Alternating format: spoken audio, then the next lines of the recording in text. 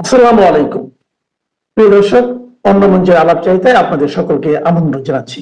প্রিয় বন্ধুরা, প্রীতি, শুভেচ্ছা এবং সালাম নেবেন। খুব মন খারাপ। বিশাল ছাত্র নেতা হাসনাত আব্দুল্লাহ হয় মাইক খায়, নাহলে তার গাড়িতে কেউ অ্যাটাক করে, নাহলে ধাক্কা দেয়। কাহিনী একটা লেগেই আছে। সার্জি স্যার হাসনাত আব্দুল্লাহ চিটাগাং থেকে আসার পথে তাদের গাড়ির দুর্ঘটনার শিকার হয়েছে নাকি কেউ ল্যান্ডওয়েতে অ্যাটাক করছে, সেটা আজও আমরা বুঝতে পারলাম না। কাউকে গ্রেপ্তার করতেও শুনলো না। সন্ধ্যায় হাসনাত আব্দুল্লাহর গাড়ি ভেঙে দিছে। ৩-৪টা মোটরসাইকেলে এসে ১০-১২ জন এসে তাকে তার গাড়ি ভেঙে দিছে। তার হাতে দেখলাম যে কেটে গেছে নাকি। এইটা নিয়ে তো আহারে দেখেন, এই যে সে যে কথাবার্তা বলতেছে তারে তেমন অসুস্থ মনে হয়, কিন্তু নিউজ যে ফাটায় ফেলছে না জানি কি কি রকম অবস্থা। এবং সে নিশ্চয়ই পুলিশ কল করছিল। তো এখানে আমি একটা খুব ইন্টারেস্টিং দেখায়, একজন পুলিশের ওসির কমেন্টটা দেখেন। আবার এই যে হাসনাত আব্দুল্লাহকে যে অ্যাটাক করা হলো, এটা ঢাকা বিশ্ববিদ্যালয়ে বিশাল এক মিছিল বের হয়েছে। আচ্ছা, এত বড় একটা ছাত্র নেতা যার ডাকে সারা বাংলাদেশের ছাত্র জনতা রাস্তায় বেরিয়ে পড়েছিল, যার এই রাজুতে আয় বললে রাজুতে জনসমুদ্র বয়ে যেত, সে তার জীবন নাশের জন্য অ্যাটাক হলো। আর ঢাকা বিশ্ববিদ্যালয়ে এই কোটি কোটি মানুষের মিছিল। এই অবস্থা কেন আমার মিতা হাসনাত আব্দুল্লাহ? আমার তো দেখা মনে মানে বলতে ইচ্ছা করতেছে যে নাটক কম করো মিতা। যাই হোক, কারা অ্যাটাক করলো, কেন অ্যাটাক করলো? বলা হচ্ছে ছাত্রলীগের ছেলেরা অ্যাটাক করছে। ছাত্রলীগের ছেলেরা ঘরেই থাকতে পারে না ভাই, আবার অ্যাটাক করতে যাবে? আমি একটু খোঁজ নিলাম। আফটার অল আমার মিতা তো রাজনীতি না হয় দুইজন দুই দিকে দুই মেরুতে করি। খোঁজ নিয়ে যেটা জানলাম সেটা হলো একেবারে কেঁচো খুঁড়তে গিয়ে সাপ বের হয়ে গেছে। তাকে মারছে বিএনপি ছাত্র দলের লোকজন। তো তারা তককে তককে ছিল যে কবে তাদের নাগালের মধ্যে পায়। কপালও খারাপ আমার মিতার, গসে পায়া গাড়িটা ভাঙছে, কিন্তু বেশি ছেঁচাটা তেমন জমে নাই। কারণ উপরের নির্দেশ ছিল যে জাস্ট একটা টোকেন হিট করার, মানে সিরিয়াস কিছু না। কারণ এইসব সূচো মেরে আবার হাতে গন্ধ হইতে পারে। গাজীপুর বিএনপির এই ডিসিশনটা ভালো। এসব হাসনাত মাসনাত এগুলোর মায়ের কোনো লাভ নাই। তারপরে টুকটাক যে একটা টোকেন হিট দিছে, ইটস ফাইন। তাহলে আমি যেহেতু আমার মিতার উপরে আঘাত এসেছে, আমার তো তীব্র নিন্দা জানাতেই হয়। ঢাকা বিশ্ববিদ্যালয়ের মিছিল যদিও ক্রমশ ছোট হতে হতে একদম একেবারে নাই হয়ে যাচ্ছে প্রায়, তবুও তীব্র নিন্দা কিন্তু আমি জানিয়েই গেলাম। বাংলাদেশের ভোট তো শুরু হয়েছে।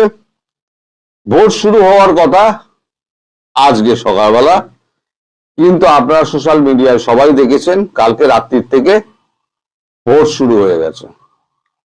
এখন একটা অভিযোগ উঠতো শেখ হাসিনা নাকি রাতে ভোট করতেন। এখন প্রমাণ হচ্ছে কারা রাতে ভোট করছে। তো যাই হোক, এই নির্লজ্জের মতো যে ভোট যেটা হয়েছে, ভোট বলবো না, এটা ভোট চুরি হয়েছে। কোথাও দেখা যাচ্ছে, আপনার সোশ্যাল মিডিয়ায় সবাই দেখেছেন, কোথাও দেখা যাচ্ছে যে ভোটটা ব্যালট পেপারে আগে থেকে সিল মারা রয়েছে। এই নিয়ে ঝগড়াঝাটি চলছে। আবার একটা মজার সিন দেখলাম, আমার জায়গাটা মনে নেই, সেখানে সেনাবাহিনী ক্রিকেট খেলছে। খোদ গুলশানে ভোট কেন্দ্র ফাঁকা। মানে প্রধানমন্ত্রী শেখ হাসিনার আবেদন মেনে সবাই ভোট বর্জন করেছে। এখন এই যে টোটাল চিত্রটা যেটা দাঁড়িয়েছে, কাল রাত্রিবেলা এত গন্ডগোল করেছে, করে এত ভোট টোট বেড়েছে, এখন হিসেব তো মেলাতে হবে। নির্বাচন কমিশন জানিয়েছে দুপুর 12টা পর্যন্ত নাকি 34.33 এইরকম একটা কিছু, 34 বা 35.33 এইরকম একটা পার্সেন্টেজে ভোট পড়েছে। হিসাব মিলাতে হবে তো। এখন এই যে অবস্থাটা কাল রাত্রির থেকে চলছে, তার ফলে বিএনপি এখন প্রচন্ড ক্ষিপ্ত। ঘন্টাখানেক আগে 12টা থেকে আমি এখন রেকর্ড করছি 1টার সময়, 12টা থেকে একটা বৈঠক হয়েছে 45 মিনিটের জন্য যমুনাতে। সেখানে উপস্থিত ছিলেন মহামান্য ইউনূস সাহেব, কথা দেখেছেন। সেখানে আরো উপস্থিত ছিলেন সেনাপ্রধান জামাতের একজন এবং বিএনপির একজন নেতা এবং 5 জন উপদেষ্টা। উপদেষ্টারা ভেবেছিলেন যে একটা উইন উইন সিচুয়েশন হবে, সেখান থেকে একটা সিদ্ধান্ত আসবে যাতে তাদের পিঠের চামড়াটা বাঁচে। কিন্তু যে কাণ্ড জামাত করেছে তাতে এই ভোট তো কোনোভাবেই মান্যতা পাবে না এবং ভোট ইলেকশন কমিশনকে বানচাল করতেই হবে। ইলেকশন কমিশনের ঘাড়ে কিন্তু পুরো একেবারে দোষ গিয়ে পড়বে যদি এই ভোটকে মান্যতা দিতে চায়। এখন সকালবেলা আমি একটা ছবি দেখলাম, ইউনূস পাগলের মতো হাত পা ছুড়ে একটা হাস্য একেবারে মানে এতে ভঙ্গিতে, মানে অট্টহাসির ভঙ্গিতে তিনি দুহাত তুলে নাচতে নাচতে পায়ে যাচ্ছেন। তার মেটিকুলাস ডিজাইনের ভোট কমপ্লিট হয়ে গিয়েছে। লোকটাকে দেখে আমার মনে হচ্ছিল এর মস্তিষ্ক বিকৃতি হয়েছে, না হলে পরে এই মানুষটা এইভাবে নির্লজ্জের মতো এইভাবে মানে নাচতে নাচতে প্রকাশ্য রাস্তায় যেতে পারে না। এনসিপির যে নেতারা আছে সেই নেতারা কোথাও ধাওয়া খেয়েছেন, কোথাও ধরা পড়েছেন। জামাত প্রচুর মার খেয়েছে, বিএনপি আর জামাতে প্রচুর ঝাপটাঝাপটি হয়েছে, পাল্টাপাল্টি উল্টোটাও হয়েছে। মানে সব মিলে কাল রাত্রির থেকে আজকে সকাল পর্যন্ত যে চিত্র দেখা গেল তাতে পৃথিবীর কোন নির্বাচন এই রকম অন্তত আমরা দেখিনি। বাংলাদেশে যে নির্বাচনটা এবারে হলো, এই বৈঠকের পর যে সিদ্ধান্তটা হয়েছে, বিএনপি এখন ক্ষমতা দখলের জন্য আজকে বিকেল থেকে যমুনা, সচিবালয় এবং ইলেকশন কমিশনে দখল নিয়ে নেবে। মানে এই হচ্ছে ঝামেলা শুরু হচ্ছে, এই ভোট গ্রহণ শেষ হবে, তারপর বিএনপি মাঠে নামবে, বিএনপি আর জামাতের মধ্যে ব্যাপক মারপিট হবে, যেটা আমি আগে থেকে আন্দাজ করে আপনাদের বলেছিলাম যে ভোট গ্রহণ শেষ হয়ে গেলে আরো রক্ত বইবে। কালকে আমার জানা মতে তিনজন মারা গিয়েছেন। এরপরে আজকে থেকে অবস্থা কি করুণ হতে পারে সেটা আপনারা দেখে নেবেন একবার। তবে যখন বিএনপি সিদ্ধান্ত নিয়েছে যমুনার দখল নেবে, সচিবালয়ের দখল নেবে, ইলেকশন কমিশনের দখল নেবে, দখল নিয়ে তারা রাষ্ট্র শাসন করবে এবং তারা এই ভোটকে অবৈধ ঘোষণা করে হয় এই ভোটকে ভোট থেকে বেরিয়ে আসবে, অবৈধ বলে বেরিয়ে আসবে, তার মানে ভোট বানচাল হলো, আর একটা ইলেকশন হবে। আর যদি তা না হয় তাহলে পরে দাঙ্গা হাঙ্গামা করে একটা পুরো অচল করে দেওয়া হবে।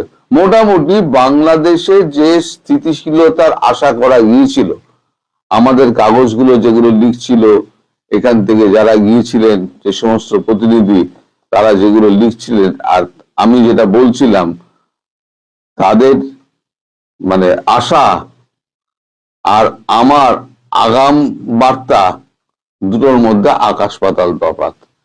আলটিমেটলি আমি যেটা বলেছিলাম সেটাই হতে যাচ্ছে। ভোটটা বানচাল হবে এবং বিএনপির সঙ্গে জামাতের ব্যাপক সংঘর্ষ হবে। এই সংঘর্ষে এই ভোটটা বানচাল হতে বাধ্য। আর যেভাবে সোশ্যাল মিডিয়ায় এই ভোট সম্পর্কে যত ছবি বেরিয়েছে, সেই ছবি যখন অন্যের হাতে গিয়ে পৌঁছাবে, অন্য যে সমস্ত এজেন্সিগুলোর হাতে গিয়ে পৌঁছবে, দেশের হাতে গিয়ে পৌঁছবে, তারা কি মনে করেন এই ভোটকে তারা মান্যতা দেবেন? প্রশ্ন এখানেই, মান্যতা কেউ দেবে না। সব থেকে বড় কথা হচ্ছে গতকাল রাতে ইউএস এবং ভারত যখন এই ভোটের এই খেলা রাত্রিবেলা চলছে তখনই এই ভোট বয়কটের সিদ্ধান্ত নিয়েছে। সরকারিভাবে এই সিদ্ধান্ত জানিয়ে দেওয়া হয়েছে যে এই ভোট আমরা মানছি না। এইবার আসবে ইউরোপিয়ান কমিশন, ইউরোপীয় দেশগুলো। রাশিয়া বলে দিয়েছে আমরা দর্শক হয়ে বসে থাকবো না। চীন আগে থেকে হাত সাফাই করে দিয়েছে। চীনের কালকে একটা ভিডিও আমি দেখিয়েছি, যখন লাইভ অনুষ্ঠান হচ্ছে তখন আমি একটা খবর দেখিয়েছি। চীন বলেছে যে বাংলাদেশ ইস্যুতে আমরা ভারতের সঙ্গে আছি, কোনো শত্রুতার মধ্যে আমরা নেই। অর্থাৎ ভারতবর্ষ যেটা চাইছিল ইনক্লুসিভ নির্বাচন, সেই ইনক্লুসিভ নির্বাচনের দিকেই যেতে হবে।